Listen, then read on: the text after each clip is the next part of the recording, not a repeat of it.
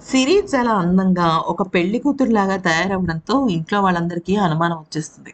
సాధారణంగా గుడిలో పూజకి పెళ్లి కూతురులాగా ఇలా ముస్తాబైంది ఏంటి అని అనుకుంటారు.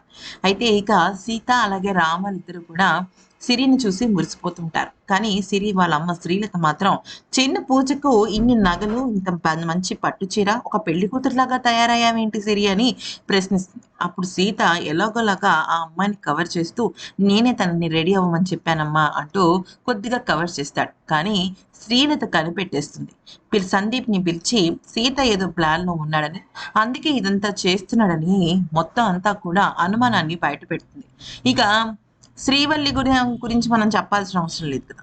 ఇక ఆ తర్వాత మన అందరూ కలిసి ఇక్కడికొస్తారు. గుడికి వస్తారు. అదే సమయంలో శ్రీవల్లి కూడా శ్రీలత దగ్గర ఈ ఆహ్, ప పెళ్లి పట్ పెళ్లి విషయం గురించి, అందంగా పెళ్లి కూతురులాగా ముస్తాబవ్వడం గురించి చెప్పడం జరుగుతుంది. ఎందుకంటే మామూలు గుడికి ఎవరైనా నార్మల్‌గా తయారవుతారు.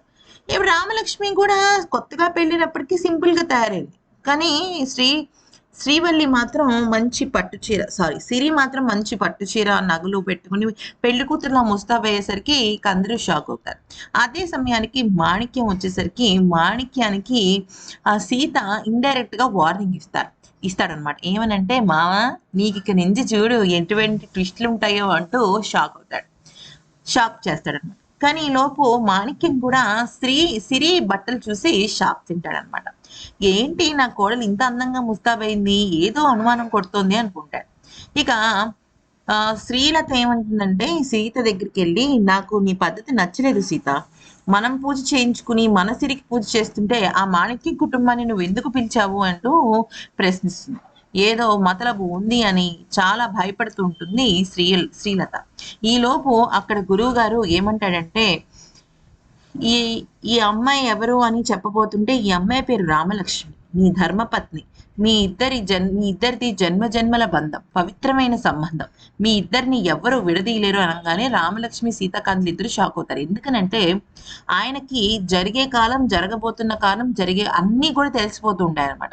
మేమిద్దరం నటిస్తున్నామన్న విషయం కూడా ఆయనకు తెలుసు కదా! మళ్ళీ మా ధర్మపత్ని అని ఎందుకన్నాడు అని చెప్పేసి సీతాకాంత్ ఆలోచిస్తూ ఉంటాడు.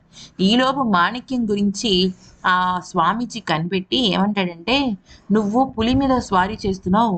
నువ్వు చేసిన కొన్ని కుట్రల వెనకాల దారులు, పాత్రధారులు ఉన్నారన్న విషయం నాకు తెలుసు" అంటూ శ్రీలతకు వార్నింగ్ ఇస్తాడు. అయితే ఇక అదే సమయంలో సీతాకాంత్ సిరి పెళ్లి గురించి మాట్లాడేసరికి మాణిక్యానికి ఎందుకో డౌటొచ్చి ధనాన్ని పక్కన పిలిచి, "నువ్వు జాగ్రత్తగా ఉండమని, అసలు ఏ పనులు చేయొద్దు" అని చెప్పేసి ధనాకి వార్నింగ్ ఇస్తాడు. ఈ వీడియో నచ్చితే లైక్, షేర్ అండ్ సబ్స్క్రైబ్.